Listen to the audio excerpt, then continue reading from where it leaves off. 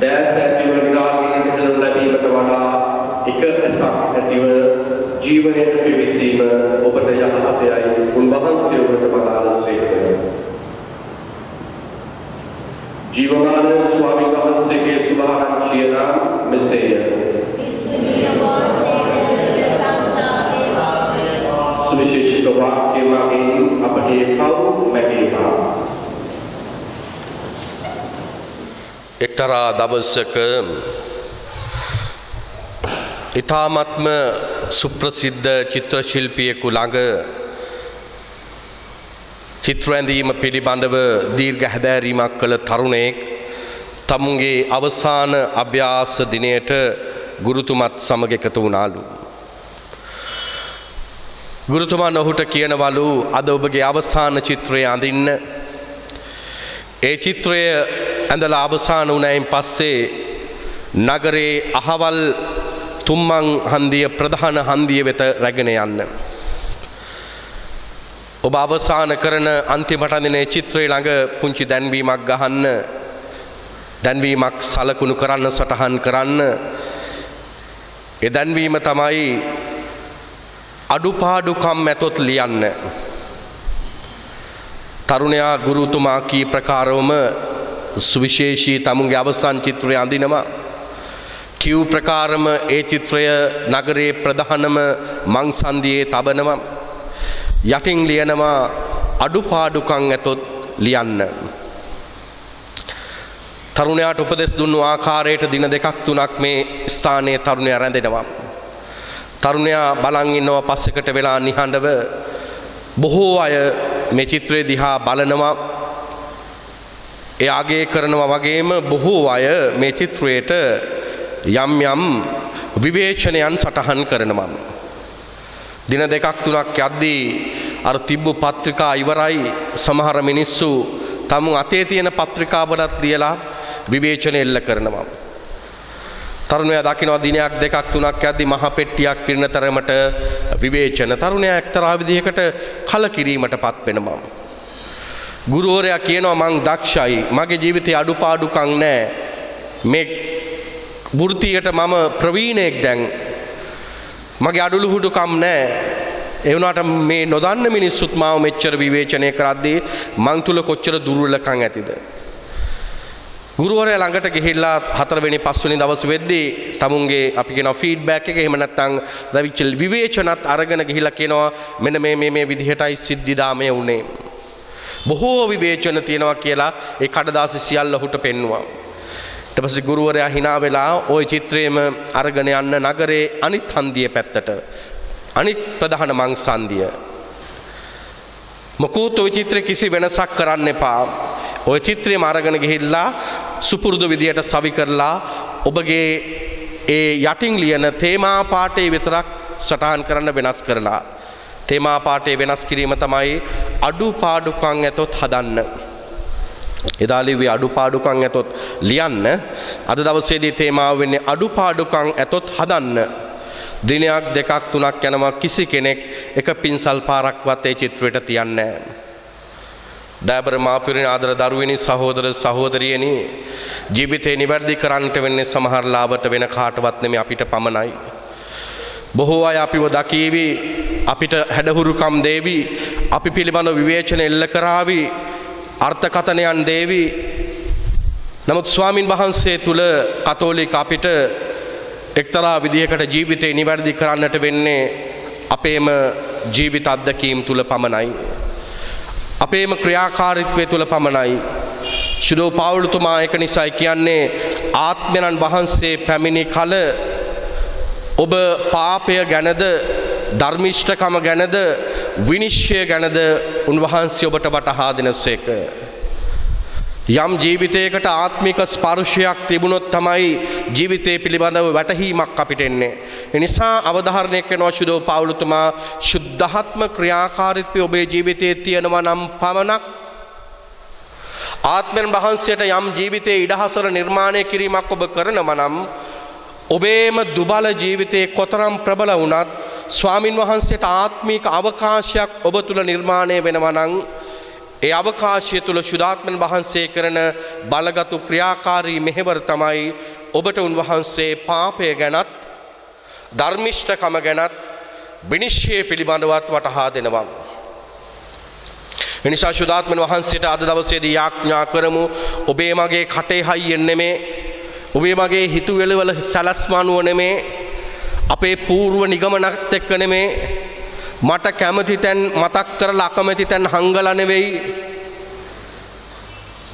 මට හුදෙක් මානසික වින්දනයක් විතරක් ලබන පෞසමාවක් නෙමෙයි මම පෞසමාව හරහා සාම්ප්‍රදායික ගමන් කළයි කියන මානසික තෘප්තිය ලබන අත්දැකීමකට වඩා ස්වාමින් වහන්සේ තුල අපේ ජීවිත වෙනස් කරන නිදහස් කරන ස්පර්ශිත අත්දැකීමකට පෞසමාවක් කියලා කියන්නේ ස්පර්ශිත මොහොතක් පෞසමාවක් කියලා කියන්නේ ජීවිතේ වෙනස් කරන මොහොතක් ඒක හැඟීම් බර මොහොතකට වඩා උන්වහන්සේ තුල ස්පර්ශිත මොහොතක් කරගන්නට අද අපි උත්සාහවන්ත වුණොත් අපේ ජීවිතේ පුංචි හෝ ආකාරයකින් වෙනස් වෙලා ස්වාමීන් වහන්සේ තුල ලබන සහනය සැනසීම නිදහස ඔබ ලබන ජුබිලි මංගල්‍යයේදී එතරවන දේව ජනතාවක් බවට එතරවන අම්මෙක් තාත්තෙක් දුවෙක් පුතෙක් බවට මේ සංසංගයක් බවට පත් වෙනවා අපිට කියන්න හිතන්න පුළුවන් අද දවසේදී අපේ මිසමේ පැවැත්වෙන්නේ ස්වර්ගීය මංගල්‍යය මං හැමදාම දේශනා කරන්න ගියා මිනිස්සුන්ට කියන දෙයක් තමයි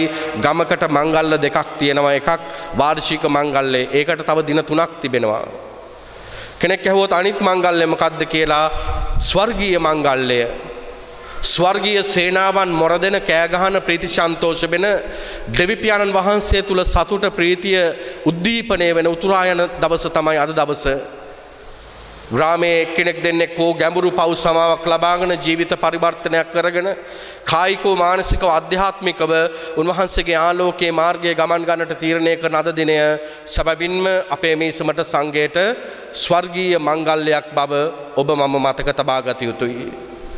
එනිසා කුරුණෑගල පදවියේ 200 වසර ජුබිලි මංගල්‍යයට අදාළව ස්වර්ගීය මංගල්‍යයේ සිද්ධ වෙන්නේ මේ සන්ධ්‍යාවේ අපේ නිදහස් වීමේ නිවැරදි වීමේ පවිත්‍ර වීමේ තීව්‍රතාවයේ මත ප්‍රමාණය මත තමයි මේ මංගල්‍යයේ සාර්ථකත්වයේ සිද්ධ වෙන්නේ. පෞසමාව පසුතැවීම පශ්චාත්තාපය සාන්ත සභා මාතා උගන්වනවා repentance is the key for door of mercy. පව් සමාව පසුතැවීම තමයි දෙවියන් වහන්සේගේ කරුණාවේ ගෘහයට යතුරු මං හිතන්නේ මේ වචනේ විතරක් අයිති කර ගන්නවා නම් ලොකු දීර්ඝ දේශනයක් අවශ්‍ය නැහැයි කියන හැඟීමත් මට අද දවසේදී දැනුණා. දෙවියන් වහන්සේගේ කරුණාවේ ගෘහය මනුෂ්‍ය ජීවිතයකට පවුලකට සංඝයකට විවෘත කරගන්න අවශ්‍ය නම් ඒ සඳහා යතුරක් තියෙනවා. ඒ යතුර තමයි පසුතැවීම.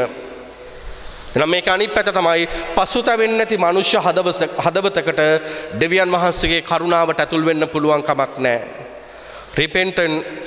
Repentance it is the key for door of mercy. දෙවියන් වහන්සේගේ කරුණාවේ ගෘහයට ඇතුල් වීමේ යතුර තමයි පසුතැවෙන වාරයක් පාසා ඔබේ මගේ ජීවිතය තුළ ආත්මානුභවය තුළ දෙවියන් වහන්සේගේ මහා කරුණාව ක්‍රියාත්මක වෙනවා. ඒ තුල අපි සැනසීම නිදහස ගැලවීම ලබන ජනතාවක් බවට පත් වෙනවා. ඒ වගේම සභා මාතාව කියනවා heart of your prayer life is repentance. යාඥා ජීවිතය ගැන අපි කතා කළා පහුගිය දවස්වල. යාඥා ජීවිතයේ හදවත කතා කරන පියතුමාගේ අහුම්කන් දෙන දේව ජනතාවන ඔබේ මගේ ජීවිතයේ පැවැත්ම තියෙන්නේ අපේ හෘදය මේ තුල මේ මොහොතේ ආත්මිකව යම් ආකාරයක නිරෝගීව තියෙන හින්දා මට එහෙම නැත්තම් කතා කරන්න ඔබට පුළුවන් කමකුත් නැහැ. ඔබට ශ්‍රවණය කරන්න කායික මානසික යෝග්‍ය භාවයකුත් නැහැ. නිරෝගී හදවත හෘදය ශරීරය මෙහෙවනවා පරිපාලනය කරනවා වගේ ඔබ යාඥාව තුල දෙවියන් වහන්සේට සංවේදී නම් සමීප නම් ඒ යාඥාවේ හදවත තමයි යාඥාවේ ගැඹුරුම තැන තමයි ඔබේ ජීවිතේ අපි මතක තබා ගත යුතුයි පසුතැවීම. දැන් ඔබ අද පාපෝච්චාරණයට යන්නේ ඒ තුල ඔබ මෙනෙහි කිරීමකට ඇතුල් වෙන්නේ ඔබ තීරණ තීන්දුව ගන්නේ පියතුමා ඔබට මඟ පෙන්වන්නේ එක දෙයක් මතයි ඔබේ යාඥා ජීවිතයේ ගැඹුර මත. ඒ අත්දැකීම අපි මතක තබා ගන්නට. එනිසායි සභා මාතාව කියන්නේ පව් සමාව කියලා කියන්නේ පශ්චාත්තාපය කියලා කියන්නේ සමගි සන්දානයේ ප්‍රසාද නිධානය කියලා කියන්නේ නැවත මිතුරු වීමේ ප්‍රසාද නිධානය කියලා කියන්නේ පාපෝච්චාරණයේ ප්‍රසාද නිධානය කියලා කියන්නේ දෙවියන් වහන්සේගේ කරුණාවේ ගෘහයට ඇතුළු වන අත්දැකීම. උන්වහන්සේගේ කරුණාවේ ගෘහයට ඇතුළු වුණාම අපේ පෞකාර හදවත් හරහා දෙවියන් වහන්සේගේ ආදරය ගලාගෙන යනවා. පව් සමාව කියලා කියන්නේ අපි කතෝලික අපිට තියෙන ආත්මික ඖෂධය. අසනීප වෙන ශරීරයට බේත් ගන්නවා වගේ අසනීප වෙච්ච ආත්මයට බේත් ගන්න තියෙන එකාගමයි. කතෝලික අපිට පමණයි අවස්ථාව තිබෙන්නේ එක්තරා විදියකට විග්‍රහ කරලා බලද්දී. ලෙඩ වෙන ශරීරයට බේත් හේත් ගන්නවා වගේ වෛද්‍ය ක්‍රමවේදයන් තුලින් කවුද ලෙඩ වෙන ආත්මයට බේත් දාන්නේ? කවුද ලෙඩ වෙන රෝගී වන පෞකාර අන්ධකාර ජීවිතයට ආලෝකය දෙන්නේ? කවුද වියවුල් අතුලාන්තයට සැනසීම ශාන්තිය ලබා දෙන්නේ? පාපෝච්චාරණය කියලා කියන්නේ කතෝලික අපේ ආත්මික ඖෂධය. පාපෝච්චාරණය කියලා කියන්නේ කතෝලික අපේ ජීවිතයේ ආත්මික උත්ථානය. අපි විශ්වාස කරනවා ක්‍රිස්තු උත්ථානයත් එක්ක අපි මරුණත් ආත්ම ශරීර පිටින් අපි නැගිටිනවා කියලා. මැරිච්ච ශරීරයට උත්ථානය පණ දෙනවා වගේ මැරිච්ච ආත්මයට පණ දෙන්නේ උන්වහන්සේගේ ආදරය තුල අපි ලබන පව් සමාව තුල. එනිසායි සභා මාතාව කියන්නේ පාපෝච්චාරණය කියලා කියන්නේ දෙවන බහුතීෂ්මය. ඔබ පාපෝච්චාරණය නැවත යන වාරයක් පාසා ඔබ ස්වාමින් වහන්සේගේ සම්මුඛයෙන් නැවත බහුතීෂ්මයකට ඔබ අයිති වෙනවා. කෙනෙක් හිතාවේ කියාවේ මම ෆාදර් පාප සමාව කරලා තියෙනවානේ, ජම්ම පාපයෙන් අපි නිදහස් වෙලා තියෙනවානේ. තව මොකක්ද ප්‍රශ්නේ? අපි ස්වාමින් වහන්සේ තුළ අඬනවනේ, කන්නලව් කරනවනේ. මම පෞද්ගලිකව යාඥා කළා තියෙනවා, මම පෞද්ගලිකව අඬනවා. මගේ දුර්වලකම් වෙනුවෙන් මම දානමාන දෙනවා, පුණ්‍ය කර්ම කරනවා. මම මර්ධන ක්‍රියාවන් කරනවා. නෑ, පව් සමාව. සන්ත සභා මාතාව කියනවා පව් සමාව අපට ලැබෙන්නේ පාපෝච්චාරණය තුල පමණයි. ශුද්ධ බයිබලයේ ජෝම්තුමන්ගේ සුවිශේෂයේ 19 වෙනි පරිච්ඡේදයේ 21 ඔබ යමෙකුගේ පව් කමා කරන්නාහුද ඒ පව් කමා කරන්නාහුව ඔබ යමෙකුගේ පව් බඳිනු ලබන්නේද ඒ පව් බඳිනු ලබන්නේ ජේසුස් උත්ථානයෙන් පසු දුන්නු ප්‍රතිඥාව. නිසා සභා මාතාව අපිට කියනවා සාන්ත සභා මාතාව අපිට නැවත බහුතීෂ්මය දානය කරනවා. බහලති ජස්ටින් මාටර් කියන ශුද්ධවන්ත නාමාවලින ප්‍රධාන ශුද්ධවන්තයෙක් උන්වහන්සේ කියනවා ඉර ආලෝකයේ ලෝකයට වැටිච්ච පමණින් ලෝකයේ තියෙන සියලුම දේවල් අපිට පේන්නේ නැහැ. Sun doesn't illumine all the realities. ඉරාලෝකයේ ලෝකයට වැටුණු පමණින් හැම දෙයක්ම පේන්නේ නැහැ. උන්වහන්සේ කියන ලෝකේ අපි ඉර ආලෝකයේ ප්‍රභාව ඉර මේ ලෝකයේ ආලෝකමත් කළාට පේන්නේ නැති තැන් තියෙනවා. ඒ පේන්නේ නැති තැන් තමයි අපේ පාපේ ජීවිතය. ඉරේලේ වැටුණට පේන්නේ නැහැ.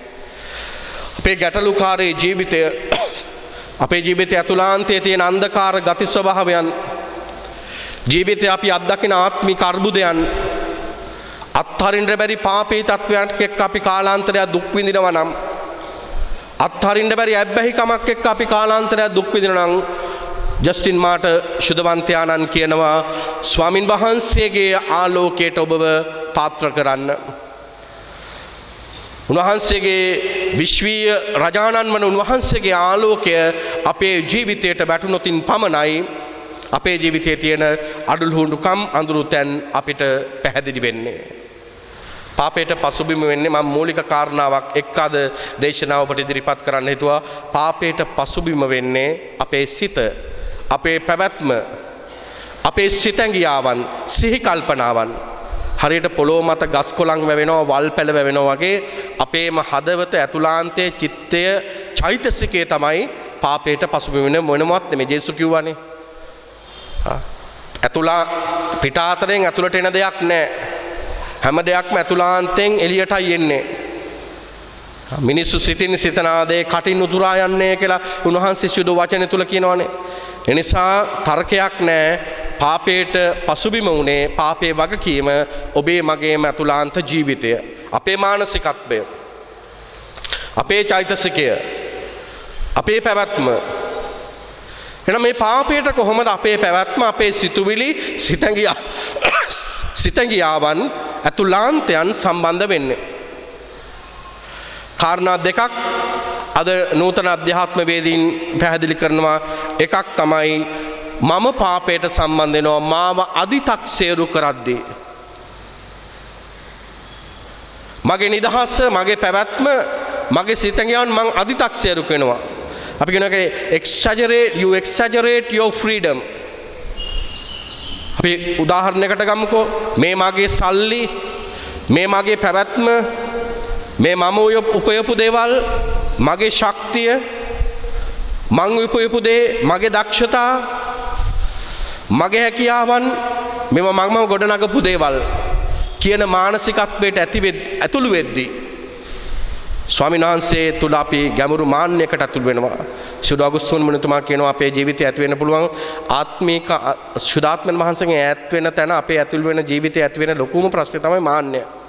මාන්නයට ඇතුළු වුණාම තියෙන ගැටලුව තමයි මෝහය. මාන්නයට ඇතුළු වුණාම තියෙන ප්‍රශ්නේ තමයි හොඳ දේ තුලවත් අපිට යහපත දකින්න බෑ. හරීම අවාසනාවන්ත තත්වයක්. අපි දන්නවා මේ වෙන්නේ හොඳ දේවල්, මේ කරන්නේ හොඳ දේවල්. ඒක තුලත් මම විවේචනශීලීව, මම ඍණවාදීව ජීවිතය ගත කරන්න පටන් ගන්නවා. මෝහයට ඇතුළු වුණාම.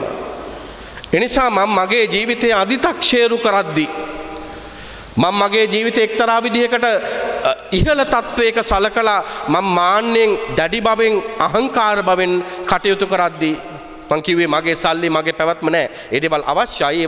ඒ දේ තුල මම මාව අව탁ෂේරු කරලා උන්වහන්සේගේ ආදරයෙන්, උන්වහන්සේගේ සැලැස්මෙන්, උන්වහන්සේ තුල මට ලැබුණු ජීවිතෙන් මම ඉවතට යනවා නම් මම පාපේ ජීවිතයකට යන්නේ. අද එහෙම ඉන්නවනේ තමුන්ගේ සල්ලි හින්දා වැටිච්ච මිනිස්සු, කායික ස්වභාවයෙන් හින්දා වැටිච්ච මිනිස්සු. මේක ඕන පාපයකට අතුල් කරගන්න පුළුවන්. ඇබ්බැහිකමකට වැටිච්ච මිනිස්සු. හරි. අනිත් අයට තාඩන පීඩන කරන මිනිස්සු තමුන්ගේ බලයෙන්, හැකියාවෙන් අනිත් අයව හෙලා දකින මිනිස්සු. කෙසේ හෝ පාපේ සිදුවෙන එක පැත්තක් තමයි මගේම නිදහස, මගේම අතුලාන්තය, මගේ පැවැත්ම, මගේ සිතැඟියාවන් මම අදි탁සේරු කරමින් ස්වාමින් වහන්සේට මගේ ජීවිතේ මං ඉඩක් දෙන්නේ නැහැ. උන්වහන්සේට මගේ ජීවිතේ තැනක් නැහැ.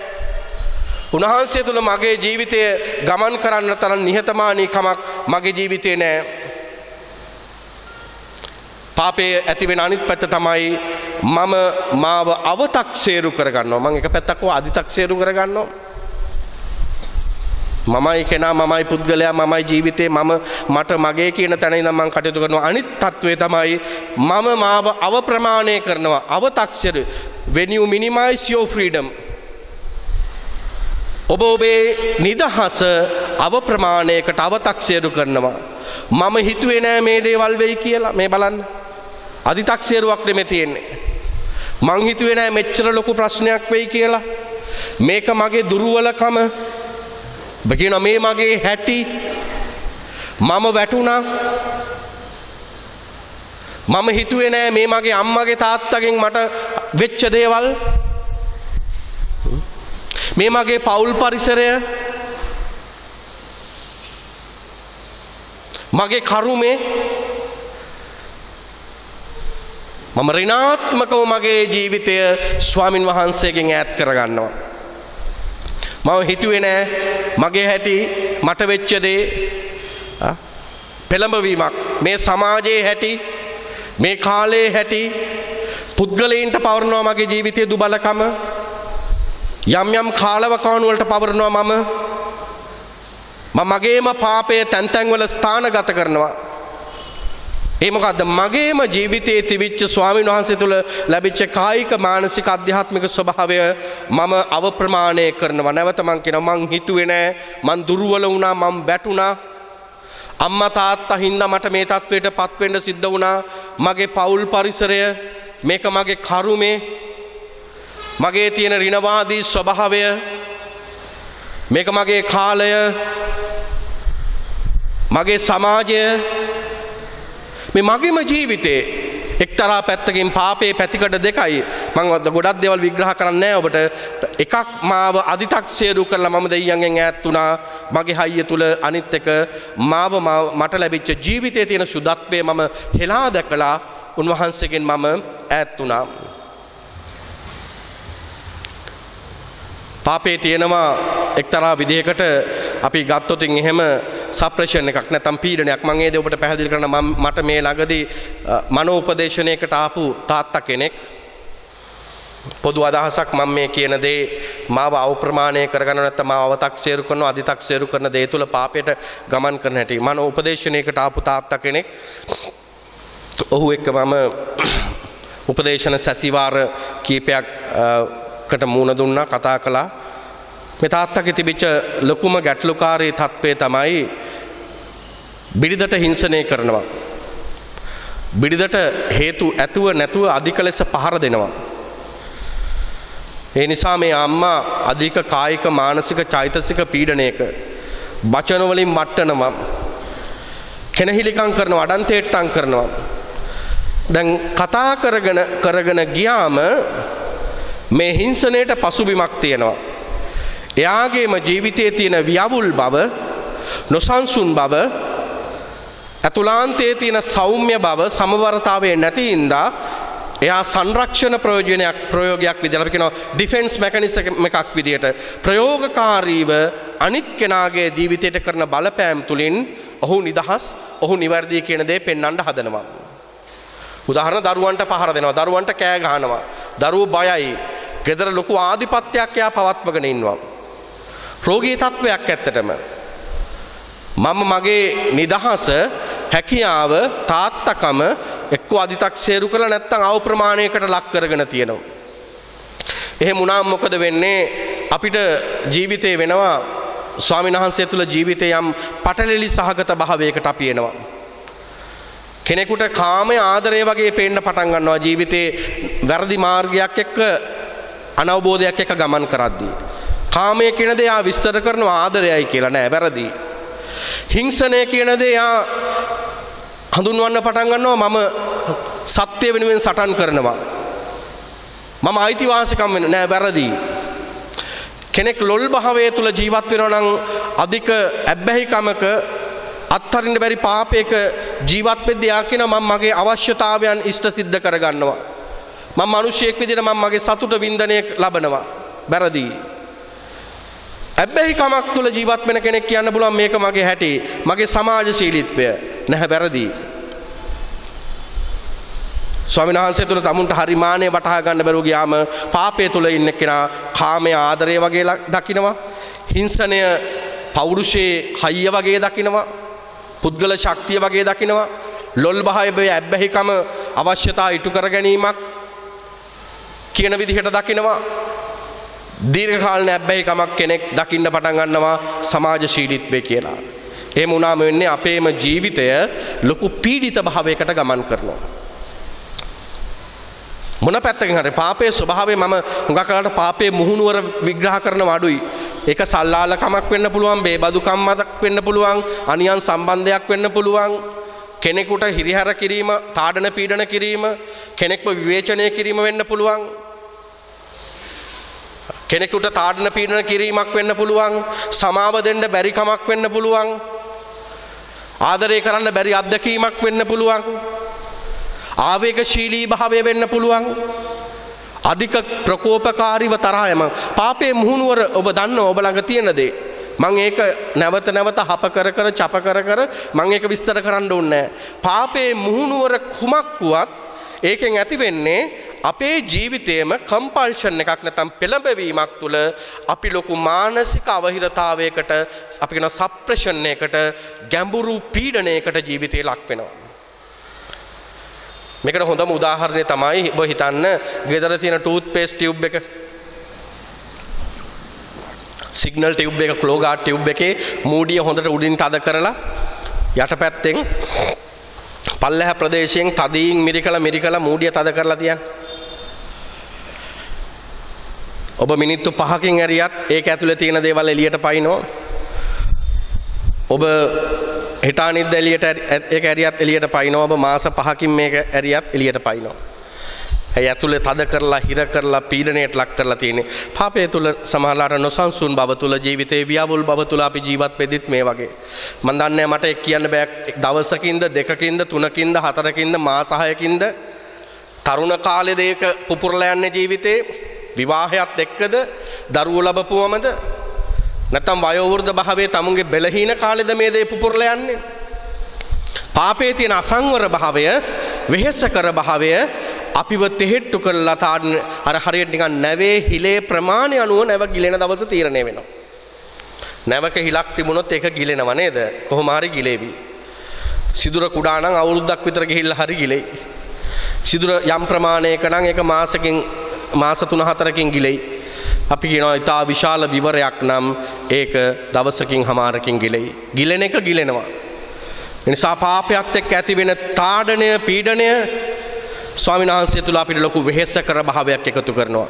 පාපයේ ආදීනව තුනක් තියෙනවා. අපි කියනවා triple effect of our sinful life. තුන් ප්‍රකාර බලපෑම පාපයේ තියෙනවා. මම මේ ආකාර තුන කියන්නම්. මම නැවත කියනවා පාපයේ මුහුණුවර අත්දැකීම ඔබ ඉන්න තැන ලොකු පොඩි අතීතයේ වර්තමානයේ අනාගතයේ කුමන තත්වයක වුණත් පාපයේ ආදීන තුනක් තියෙනවා. පාපයේ තුල ජීවත් වෙද්දී අපේ ජීවිතය වෙහෙසකර භාවයන් තුල, නොසන්සුන් භාවයන් තුල ජීවත් වෙද්දී අපි ඉන්නේ ආත්මීක ව්‍යවුල් භවක. මං කියව පොතක හරි ලස්සන වැකියක් හමුණා. When you are in sin, you are in a soul of a battlefield.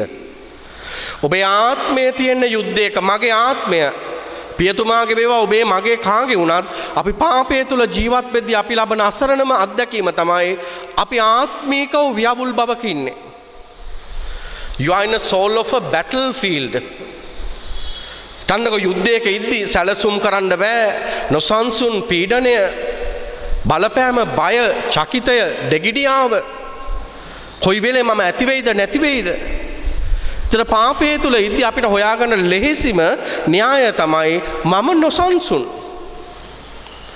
මට දේවල් තිබුණත්, කෑවත් බිව්වත්, මුදල් හදල් තිබුණත් සමහරවිට මං හැම අදිෂ්ඨානයක් ඇතුව මං මගේ ජයග්‍රහණයෙන් වෙත ගිහිල්ලා ලොකු හිස් බවක් මම මගේ ඇතුළාන්තයක් දකිනවා. එනම් පාපයේ ඉද්දී ආත්මය යුද පිටියක වගේ මගේ බය, චකිතය නිතරම සැලසුම් කරමින් අර අපේ භාෂාවේ කියන්නේ ඔළුව යකාගේ කම්මල වගේ කියලා. හොයාගන්න අපිටම ලේසි. අපි සමානලාට මේවා පෙන්වන්න නැතුව අපි අඬනවා ඇතුලෙන්, එළියෙන් hina වෙනවා. එළියෙන් සංසුන් වගේ පෙන්වන ඇතුළාන්තෙන් අපි ව්‍යවුල්. ඒ ව්‍යවුල් භාවය අපේ ජීවිතේ තියෙනවා. ජීවිතයේ සැලසුම් කරන්න, නිර්මාණය කරගන්න අපිට පුළුවන් කමක් නැහැ. ඊට පස්සේ මොකද වෙන්නේ? මම ආත්මීක ව්‍යවුල් භාවයක ඉද්දී, ආත්මීක අරගලයක ඉද්දී, මගේ ආත්මය ආත්මීකව යුද්ධයක ඉද්දී, අසහනකාරී අත්දැකීමක ඉද්දී මං ජීවත් වෙන තැනට ඒක බලපානවා. ඔබේ ගෙදරට, ඔබේ ස්වාම පුරුෂයාට, භාර්යාවට, ඔබේ දරුවන්ට, සමහරට ගෙදරින් එහා පැත්තේ ඉන්න, තාප්පෙන් එහා පැත්තේ ඉන්න අසල්වාසී අහිංසක මිනිසයාට මේ දේ බලපානවා. මම ඉන්න තැනට බලපාන. ඊට පස්සේ මගේ ව්‍යවුල් බව, මගේ නිරවුල් නැතිකම, නොසන්සුන්කම, ඒක හරියට මං තුලින් මේ කොරෝනා බෝ වෙනවා වගේ නේ. මගේ තියෙන විස බීජේ සම්ප්‍රේෂණය වෙනවා අනිත් කෙනාට. රෝගී භාවය. දැන් උදාහරණයකට බලන්න කායින් ආබෙල්ගේ කතාව එක තේරෙනවනේ. ආබෙල්ව මැරුවෙන් පස්සේ කායින්ගෙන් දෙවියන් වහන්සේ අහනවා කෝනුබේ සහෝදරයා. මේ මෙච්චර ලස්සනට ගමනක් ගිය දෙන්නාගෙන් කායින් අහනවා දෙවියන් වහන්සේගෙන් කෙලින්ම, ඇයි මගෙන් අහන්නේ? ඇයි මගෙන් අහන්නේ? මම එයාගේ බාරකාරයාද? මගෙන් ප්‍රශ්න අහන්න එපා. මම දන්නේ මට වගකීමක් නැහැ එයාගෙන. කායින්ගේ ජීවිතයේ තිබිච්ච සංහිඳියාව දැන් නැහැ. ඔහු තුල ව්‍යවුල්. ඔහුගේ පැවැත්ම ඔහුට ව්‍යවුල්. ඔහුට දෙවියන් වහන්සේට ඍජුව මුහුණ දෙන්න බෑ. උන්වහන්සේගේ සම්මුඛය බරයි කායින්ට. වෙහෙසයි. ආත්මයේ ලොකු පරාජිත බවක්. කායින්ට ආත්මාභිමානය නැහැ. මෙන්න when you are in a soul of battlefield. ඔබ ඉන්නවා ආත්මික අරගලයක යුද්ධයක. ඒක ඔබේ ජීවිතේට, ඔබ ළඟ ඉන්න හිතයිෂී දයාබරින්ට, අනිත් අයට හැමෝටම බලපානවා. මුල් දෙමාපියන්ව ගන්නකො. ආදම් ඒව දෙන්න සුගති උද්‍යානයේ හැමදාම නිර්වත්ව හිටියේ. ඕකනේ තිබිච්ච කතාව. දෙවියන් වහන්සේ සක්මන් කරන හඬත් ඇහුණයි කියනවා. උන්වහන්සේත් එක්ක යාව ජීව සම්බන්ධයක් තිබුණේ. අකීකරු කමේ පාපය කියලා කියන්නේ උන්ට තිබිච්ච අභිමානය දෙවියන් ඉස්සරහා නැති කරගත්තා. ඔවුන්ට තිබිච්ච අභිමානය වට්ටගත්තේ. පාපය කියන්නේ අපේ තියෙන අභිමානය වැටෙනවා. කායිකව හරි මානසිකව හරි අධ්‍යාත්මිකව හරි අතුලාන්ත වශයෙන් අභිමානය නෑ අපිට. මට මං ගැනම ලැජ්ජයි. එහෙනම් ඔවුන්ට ප්‍රශ්නයක් ආවා. දෙවියන් වහන්සේ අහන ඔබ කොහෙද? කොලාතු එල්ලගෙන දැන් මෙන්න බාණ්ඩ ප්‍රතිරූපයත් එක්ක තමුන්ට ඇති වෙච්ච ප්‍රශ්නත් එක්ක වියවුල් දෙන්න කවදාවත් දෙන්නට චෝදනා කෙරුවේ නෑ. මම නෙමෙයි ස්වාමිනී මය. මන් නෙමෙයි ස්වාමිනී ඔහු. මෙන්න ආත්මීක තත්වයේ වියවුල් වෙද්දී ඔවුන්ගේ පෞල් පසුබිමට අපි කියමුකෝ වෛවාහික ජීවිතයට ඔවුන්ගේ මානව සම්බන්ධකම් වලට ඒ දේ බලපාන්න පටන් ගත්තා. ගොඩාක් උදාහරණ හැම දෙයක්ම තමයි. සකේවුස්ගේ උපමාව ගන්නකෝ. සකේවුස්ගේ උපමාවේ ඔහුට තිබුණා ඔහුගේ ආත්මාභිමානය තිබුණේ නැහැ. ආත්මයේ වියවුල් හොරකම් කරපු හින්දා මුදල් අයතාලෙස පරිහරණය කරපු හින්දා වියවුල්. ඒ නිසා ස්වාමීන් වහන්සේ තුල මිනිස්සු විවේචනය කරුවා. දැක්කනේ සමාජයේ ජීවිතය ඔහුට අවුල්. සමාජයේ චෝදනා කරනවා ජේසු ගෙදරට ගිය ගමන් කියනවා අන්න හොරෙක්ගේ ගෙදරට ජේසු රිංගුවා. කැම කන්න ගියා. මට අවශ්‍ය වුණේ ආදරාන්විත දුපතේ when you are in a sinful life you alienate yourself from your neighbor from others. ඔබ අනිත් අයත් එක්ක තියෙන ජීවිතෙන් ඔබව හුදකලා කරගන්නවා. ඔබ විවාහ ජීවිතය තුළ හුදකලා වෙන්න බලනවා. දරුවන් එක්ක ඉන්න ජීවිතේ හුදකලා වෙන්න බලනවා. දරුවෝ දෙමාපියන්ගෙන් හුදකලා වෙන්න බලනවා. අඹුසැමි සම්බන්ධකම් වලින් ඈත් වෙලා ඔබ හුදකලා වෙන්න බලනවා ජීවිතේ. කාරණාව මොකද්ද? මං තුල වැටිලා, මං එකිනෙකා තුල වැටිලා, මං පරිසරය තුල වැටිලා. මං ඔබට විස්තර කළා මේ දේ.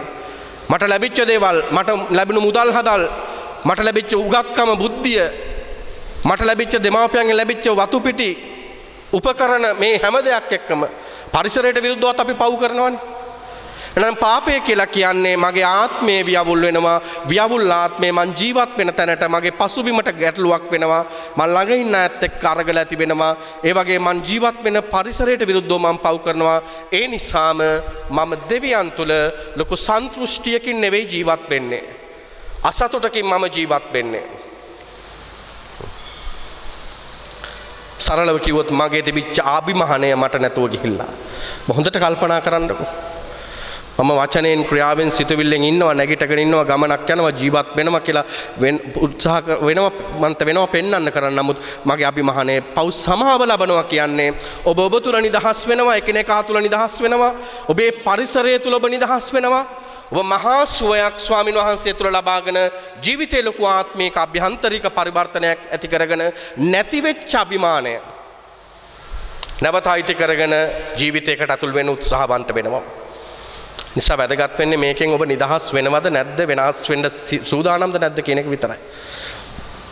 ඒ දෙයට ස්වාමීන් වහන්සේට ඉඩ දීමක් කරන්න. දැන් මම ඔබට කිව්වොත් මේකේ මේ වගේ මේ වතුර වීදුරුව මම කෙනෙකුට අඬ ගහලා කිව්වොත් එහෙම මෙතනින් ඇවිල්ලා මේක පොඩ්ඩක් මම වෙනුවෙන් අල්ලන් ඉන්න. පොඩ්ඩක් මං වෙනුවෙන් අල්ලන් ඉන්න කිව්වොත් එහෙම කෙනෙක් සතුටු වෙයිනේ. ෂා ෆාදර් මාවයි තෝරගත්තේ වීදුරුව අල්ලගන්න. මාව ටීවී එකෙත් පේනවා. අද ඔන්ලයින් දාපුවා මාව Facebook යනවා. කෙනෙක් එහෙම හිතයි. ඕන් දැන් අල්ලගෙන ඉන්නවා. හරි සතුටුයි ෆාදර් මාවනේ අනේ දෙයිනේ මටනේ අඬ ගැව්වේ. භාග්යක්. දැන් හිතන්න දේශනාවත් ඉවරයි. වතුර වීදුරුව අල්ලන් ඉන්නවා. ස්වාමි දේශනාවත් වල කොමිසම් වලට යනවා. ඒතර කිලනෝ කල්ලගෙන ඉන්න. පූජාවත් ඉවරයි. ෆාදර් කිනෝ කොහොම අල්ලන් ඉන්න. කට්ටිය ගෙදරත් යනවා. මොකද්ද ඔබට වෙන්නේ? එන්න ඔබ තෙහෙට් වෙලා මේ පියතුමාට පිස්සුද? මේ පියතුමා මේ මනුස්සයාට මොකද්ද මේ වෙලා තියෙන්නේ? ඇයි මට මේ දේ මට මේක දැන් කරදරයක් වෙනවා. ඒ නිසා පාපය දයාබර මාපියනේ මට කියන්න ඕන දේ ලොකුද පොඩිද කියන එක නෙමේ. පාපේ අල්ලන් ඉන්න ප්‍රමාණය අපිට පීඩනය ඇති කරන්නේ. ප්‍රශ්න ලොකුද පොඩිද කියන එක නෙමේ. ඒ ප්‍රශ්නයත් එක්ක මං ගත කරන ජීවිත කාලයයි වැදගත් වෙන්නේ රිද්දන්නේ මාව. මම වියවුල් බවක ඉන්නවද නැද්ද කියන එක නෙමේ. මම වියවුල් බවක අවුරුද්දක්ද අවුරුදු 5ක්ද 25ක්ද ඉන්නේ කියන එකයි ප්‍රශ්නේ. මම වැටීමක ඉන්නේ. මං ඒක වැටුනේ එක දවසයි මාසයයි මං නැගිට්ටා. ඒක නෙමේ ප්‍රශ්නේ. මං උන්වහන්සේ තුල මේ ජීවිතය අවබෝධ කරගන්න නැතුව මං දැන් අවුරුදු ගාණක් තිස්සේ මගේ මුළු විවාහ ජීවිතය තුලම මම ඒ ප්‍රශ්නේ දරාගෙන අල්ලගෙන ඔසෝගෙන ඉන්නවද? මේක මේම තිබ්බ ගමන් සැනසීමයි මේ. පව් සමාව තුලත් ඔබ ස්වාමින් වහන්සේ තුල අතහරිනවා කියන්නේ එකයි. කොච්චර කල් දේවල් අල්ලන් හිටියද කියන එක නෙමේ. කොච්චර කල් වැරදි පාරේ ගියාද කියන එක නෙමේ වැදගත්. ඒක කිරන්න මයින්ඩ් යන්න එපා. අද හරි දේව සම්මුඛයේ තානාපතිවරයෙක් විදියට පෙනී හිටින ගරුපියතුමා ඉස්සරහා ඒක කියලා ඔබ ඒ දේ අතහරින්න. පව්කාර ජීවිතේ කොච්චර ගියාද කියන එක නෙමේ වැදගත්. අද හරි වෙනස් වෙන්න සූදානම්ද? අද හරි අත්හරින්න වෙනස් වෙන්න ඔබ සූදානම්ද කියන එකයි වැදගත් වෙන්නේ. එනිසා ස්වාමීන් වහන්සේ තුල අපිට අද දවසේ උන්වහන්සේ අපිට ආත්මික දායදක් ලස් ඊටාම පැහැදිලිව කියනවා මාර්ක් තුමන්ගේ සුවිශේෂ 11:24-25 වගන්ති if you are forgiven your prayers will be answered. ඔබ පව් සමාව ගැඹුරෙන් ලබා ගන්නවා නම් ඔබේ යාඥා කන්නලව් අයදීම් දෙවියන් වහන්සේ අහනවා. වට කාලාන්තරය තිස්සේ අපේ දේවල් දෙවියන් වහන්සේ අහන්නේ නැත්තේ අපිට වෙනසක් නැත්තේ අපිට අයදීමක් කළාට අපිට උන්වහන්සේ අපිට හැරෙන්න යම් කාලයක් ආරාධනා කරනවා. මං කියන්නේ ජීවිතේ වැටීම් රිදවීම් කාරණා කීපයකට ඔරසන් කියන්න කියනවා, පසුතැවෙන්න කියනවා, සූති කරන්න කියලා කතා කරන කාලයක් අපිට. ඔබ පව් සමාව ලබන කෙනෙක් නම් ඔබේ ජීවිතේ යාඥා දෙවියන් වහන්සේ අහනවා. Matthew 6:14 Your sins will be forgiven. ඔබ පව් සමාව දෙවියන් වහන්සේගෙන් ලබනවා නම් සැබවින්ම ඔබේ ජීවිතයේ තියෙන පාපයෙන් ඔබ නිදහස් වෙනවා. Matthew 6:14 Matthew 5:44 You become children of God. ඔබ දේව දරුවන් බවට පත් වෙනවා. පව් සමාව ලබද්දී අපේ අර ආත්මාභිමානයට දේව ස්වරූපය ඇති වෙලා අපේ නැති වෙච්ච හෙලවෙච්ච දෙදරපු පුපුරපු ඉරිතැලෙච්ච ඒ මානව ස්වභාවය දේව ස්වභාවයෙන් ආශිර්වාද වෙලා දේව දරුකම අපිට ලැබෙන්න පටන් ගන්නවා. මතෙව් 5:6 කියනවා your sacrifice will be answered. ඔබේ යාගය දෙවියන් වහන්සේ පිළිගන්නවා. සුදු වචනේ අඳුරගෙන මොනවට ඔබ මට පඳුරු ගෙනාවේ කිලිටි නේද ඔබ හිත ඇතුලේ සහෝදරය හා ඔබේ හිතේ කහට බැඳී ඇත අමනාපේ පුදස්සුන ළඟ ඔබේ පඳුරු තියාලා සොහොයුර ඔබගේ යන්න සොයා ඔබ බිම දාන්න ඔබ අතාරින්න ප්‍රශ්නේ තියෙන තැනට යන්න එන්නේ තැන් එක්ක වුන් එක්ක සමගියලා වෙනස් වෙලා නිදහස් වෙලා පිරිසිදු සිතකින් පුදනටම මම යාග හෝම වලට නෙමේ දයානුකම්පාවට කැමති දෙවියන් වහන්සේ කියලා සුදෝ වචන අපිට ප්‍රතිඥාවක් දෙනවා. නිසා අපි සූදානම් මෙම පව් සමාවට දයාබර මාපියවරණි මම ඔබට කියනවා ඔබ අද ගැඹුරුම පාපෝච්චාරණයක් කරගන්න ජීවිතේ ඒ පාපේ සමාව ලබද්දී ඔබේ පීඩිත ජීවිතය ස්වාමින් වහන්සේ මේ සුදෝ භූමිය තුල නිදහස් කරන ජුබිලි වර්ෂයක් ඔබට පරිපූර්ණ ඵල ලැබෙන කාලයක් මතක තියාගන්න මේක. ජුබිලි කාලයක පූර්ණ ඵල ලැබෙන කාලයක්. මේ මංගල්‍යයට අපි සූදානම් වෙද්දී පාපේ නිසා පීඩිත මනස හදවත ඔබේ පව් සමාවෙන් දෙවියන් වහන්සේ නිදහස් කරනවා. ඔබේ පාපය නිසා අබගාත වුණු අපි කියනවා පැරලයිස් වෙච්ච අංශභාග වෙච්ච ඔබේ ආත්මයට ස්වාමින් වහන්සේ නැවත ප්‍රාණය දෙනවා. රෝගී වෙච්ච ඔබේ ආත්මයට පව් සමාව තුල සුවය නිදහස ලැබෙනවා. පව් සමාව තුල අන්ධකාර වුණු ඔබේ ආත්මයට අන්ධ වුණු ඔබේ හදවතට ජීවිතයට ස්වාමින් වහන්සේ නැවත ආලේපනය දීලා ජීවිතයේ සත්‍ය දැක්ම ඔබට දානය කරනවා. තෙරේසා මව්තුමිය කියනවා මෙන්න මේ වචනේ තියාගෙන අද පාපෝච්චන්ට යන්න ජේසු ඔබ මම පව්කාරයි කියලා දන්නවා. පියතුමා මුතුවෙන් ඔබ ඕලන්ට කූරු ගාන්න අවුස්සන්න ඕනත් නෑ මතක් කරන්නත් අවශ්‍ය නෑ. ඔබේ ප්‍රශ්න ඔබ දන්නවා. ඔබ ඉන්න තැන් ඔබ දන්නවා. ඔබට වැරදුණු තැන් ඔබ දන්නවා. ඔබේ ව්‍යවුල්කම් ඔබ දන්නවා. පියතුමාගේ ව්‍යවුල්කම් පියතුමා දන්නවා. මේක අපිට වඩා අපිට වෙන්න යන පාපයත් අපේ දුබලකමත් උන්වහන්සේ දනීවි. ජේසු ඔබ මම පව්කාරයි කියලා දන්නවා. එක දෙයක් ඕන ජේසුට. Jesus knows that you are sinful. He needs only one thing from you. ජේසුට ඔබෙන් ඕන එක දෙයයි. ඒ තමයි උන්වහන්සේට අවස්ථාවක් දෙන්න ඔබට ආදරය කරන්න. ජේසුට අද අවස්ථාවක් දෙන්න මිනිත්තු 10ක් දෙන්න පියතුමා ළඟට ගිහිල්ලා ඔබ සුව කරන්න, ඔබේ වෙනස් කරන, ඔබේ ප්‍රශ්න නිවැරදි කරන්න, ඔබේ වැරදිච්ච පාරකින් අරගෙන හරි මාර්ගයට, අන්ධකාරයේ මාර්ගෙන් අරගෙන ආලෝකයේ මාර්ගයට ඔබව ප්‍රවිෂ්ඨ කරන උන්වහන්සේට එක පුංචි ඉඩක් විතරක් දෙන්න. ඔබට දැන එතෙන්ට ඇතුළු වුණාම ඔබට ලැබෙන සුවය. Jesus knows that you are sinfulness. He needs only one chance from you. එක දෙයක් ඕන. He needs a chance to love you. ඔබට ජේසුට ආදරය කරන්න. ජේසු දන්නවා ඔබ මම පව්කාරයි. උන්වහන්සේ එක දෙයයි අද ඉල්ලන්නේ. ඒ දේ තමයි අපිට උන්වහන්සේ තියලා තියෙන්නේ අපේ නිදහස් කැමැත්ත. ඒ නිදහස් කැමැත්තට උන්වහන්සේ බාධා නොකර කෙනා පුතේ දුවේ මට අද ඉඩක් දෙන්න. 200 වසරේ ජුබිලි මංගලයට ඉස්සෙල්ලා මං බෝ වෙනස් කළයි කියන දේ කියන්න කරන්න මට ඉඩක් දෙන්න. මට ඉඩක් දෙන්න. මොනවටද ඉඩක් ඕන? ඔබට ආදරය කරන්න මට ඉඩක් දෙන්න. නැවත කියනවා ජේසු දන්න ඔබම පව්කාරයි. උන්වහන්සේ අපෙන් ඉල්ලන්නේ එකම එක අවස්ථාවක් ඉල්ලන්නේ. ඒ අවස්ථාව ඉල්ලන්නේ ඔබට මට සමාව දානය කළ ඔබේ මගේ ජීවිතේ නිදහස් කරන්න ඔබට ආදරය කරන්න.